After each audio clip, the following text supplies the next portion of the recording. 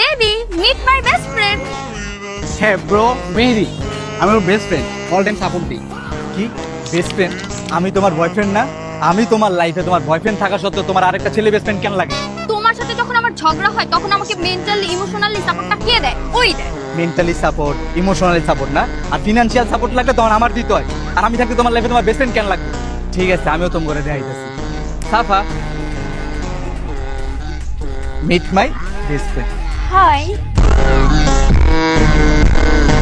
আমি থাকতে তোমার আরেকটা গার্লফ্রেন্ড আছে? গার্লফ্রেন্ড না, ওইটাছে আমার বেস্ট ফ্রেন্ড। আমি থাকতে তোমার একটা মেয়ে বেস্ট ফ্রেন্ডও লাগে? কেন, আমি থাকতে যদি তোমার একটা ছেলে বেস্ট ফ্রেন্ড থাকতে পারে, তাহলে আমার একটা মেয়ে বেস্ট ফ্রেন্ড থাকতে পারে না? আমি জানতাম তুই আমারে ধোঁকা দিবি, কিন্তু এত আগে দিবি আমি ভাবতে পারিনি। ছেলে মানুষই বাটপার, ছেলে মানুষ ভালো হইতেই পারে না। তো আমার সাথে চিট করলো। থাক দোস্ত, তুই কান্না করিস না, এনে চোখ মুছে ফেল আর জীবন থেকে ওরেও মুছে ফেল। He is a liar, he is a cheater, he betray with you. এখন আমার কি হবে? থাক, বেশি ইংলিশ বললে বুঝবে না, গরিব তো এরা। আবার দেখ না, ওর সাথে একটা মেয়ে, কি খারাপ।